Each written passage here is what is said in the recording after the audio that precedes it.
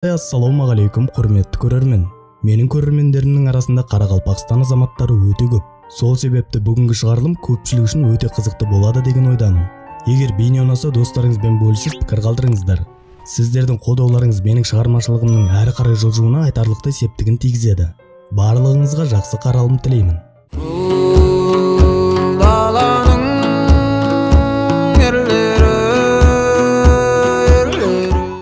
Қарақалпақтар батылдық, жауынгерлік, қонақжайлық, адалдық, мақсатшылдық, еңбекқорлықпен көзге түскен халық. Қарақалпақтар Өзбекстанның батысында орналасқан Қарақалпақстанда автономиялы мемлекетте тұрады. Халқының саны 2 миллионға жуық адам. Оның шамамен 32% өзбектер, 30% қарақалпақтар және 26% қазақтар. Қарақалпақстанның астанасы Нүкіс қаласы. Қарақалпақтардың жалпы саны шамамен 825 мың адам деп есептеледі. Олардың аз ғана бөлігі Түркменстан мен Қазақстанда тұрады. Өзбектерге географиялық жақындығына қарамастан, қарақалпақтардың мәдениеті оларға мүлдем ұқсамайды. Олар өзбектер секілді ежелгі егіншілер емес, көшпенділер болған, мал шаруашылығымен айналысқан. Өмір сүру салты қазаққа көбірек ұқсайды. Қарақалпақтардың тілі де өзбектердікіндей қарлұқ тобына емес, түркі тілдерінің ішіндегі қыпшақ ноғай тобына жатады. Қарақалпақ тіліне ең жақын ноғай және қазақ тілдері. Қарақалпақтардың дәстүрлі жазуы бастапқыда араб әліппесіне негізделген. 1929-1939 жылдары латын әліпбиі, кейін орыс кирилл әліпбиі қолданылды. Қазіргі кезде жазба қарақалпақ тілінде кириллицада латын әліпбиі де қолданылады.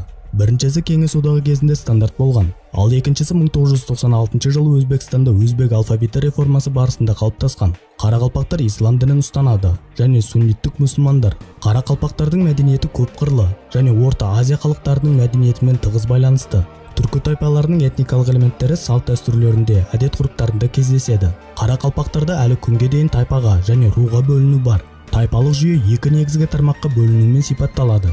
Ең ірі тайпа бірлестігі Арыс 14 ұрық.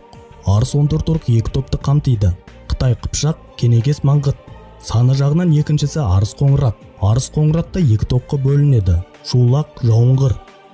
Неліктен қарақалпақ? Қарақалпақтардың ата-бабалары қара қойдың жөнінен бас киім киген. Қарақалпақ атауы Бұхараның ханы Абдолланың жазбаларында ресми түрде 16 ғасырдан бастап кездеседі. Моңғол жылнамаларында оларды Қара Малихили деп те атаған. Қарақалпақтардың шығу тарихы. Қарақалпақтардың ата-бабасы Доннан Ембіге дейін өмір сүрген Алтын Орда көшпелілері ноғайлар болуы мүмкін. Қарақалпақтар Ноғай ордасы қалмақ тайпаларының соққысынан ыдырағанша оның құрамында болған. 16 ғасырдың ортасында Ноғай ордасының құрамынан Алтықұл ордасы бөлініп шықты. Соның арқасында Қарақалпақ этносының қалыптасуы басталды. Алтықұл өз ордасының егемендігін ұстай алмай, қарақалпақтар қазақтың ханы Тәуекелдің қол астына өтті. Тәуекел хан қарақалпақтарды Арал теңізінің маңына орналастырды. 16 ғасырдың аяғында Тәуекел хан қайтыс болғанда қазақ арасындағы абыр-сабырды пайдаланған қарақалпақтар көтеріліс ұйымдастырып Түркістан мен Ташкентті басып алды. Алайда Тәуекел ханның орнын басқан Есім хан қарақалпақтардың көтерілісін басып, оларды оңтүстікке қарай ығыстырады. 17 ғасырда Тәуке хан билеген кезде қарақалпақтар түбегейлі қазақ хандығының құрамында болды. Қазақ-қарақалпақ әскері жоңғарларға қарсы тұрған. 1714 жылы қарақалпақтар тайпа басшыларының бірі Ешмұхамед ханның басшылығымен Арал өңірі мен Сырдарияның төменгі ағысында Қарақалпақ хандығын құрды. Қарақалпақ хандығы Еділ бойындағы қалмақтармен, Башқұрт ұлысымен, қазақ кіші жүзімен іргелес болды. 17 ғасырда қарақалпақтар әлі де ноғайлармен тығыз байланыста болып, олармен бірге Сібір қалаларына жорықтар жасаған. 17 ғасырдың аяғында башқұрттар көтерілісі кезінде қарақалпақтар башқұрттарға қосылып, олардың қатарында орыстарға қарсы соғысқан. Қарақалпақтардың одан әрі тағдырында 1723 жылғы жоңғар шапқыншылығына байланысты оқиғалар маңызды рөл атқарды.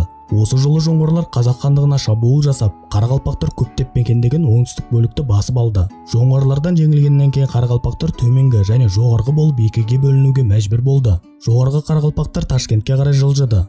Төменгі қарақалпақтар Сырдарияның төменгі ағысына қоныстанып, кіші жүз ханы Әбілқайырдың арқасында тәуелсіздігін сақтап қалды. Осылайша олар жоңғарлардан жырақта, тыныштықта өмір сүрер еді.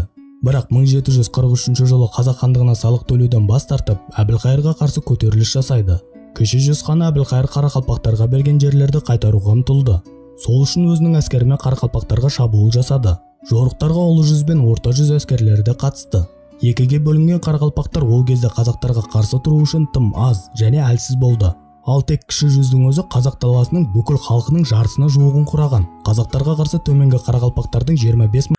Өзбекстан, Орталық Азияның орталық бөлігіндегі мемлекет. Қазақстан, Түркменстан, Ауғанстан, Тәжікстан және Қырғызстанмен шектеседі. Аумағы 448.970 шаршы шақырым. Халқының саны 36 миллион адам. Өзбекстан президенттік республика. Ресми тілі өзбек тілі. Негізгі дін ислам. Өзбекстанның солтүстік батысындағы территорияны Арал теңізі шайып жатыр. Аумақтың көп бөлігі жазықтар мен шөлді далалар. Шамамен 5-тен 1 бөлігін таулар мен тау бөктерлері алып жатыр. Республика территориясының көп бөлігі адамның өмір сүруіне жарамсыз жазықтар. Сондықтан қалалар мен елді мекендердің көпшілігі өзендердің айналасында орналасқан. Елдің қысы қысқа, жазы ыстық. Қыс айларында ауа температурасы сирек -5 градустан төмен түседі. Бірақ биылғы қыс Өзбекстанда қатал болуда. Кей аймақтарда -25 градусқа дейін жетіп жатыр. Жазда термометр 40 градустан жоғары болады. Өзбекстан территориясы айтарлықтай сейсмикалық. Мұнда жер сілкінісі сирек емес.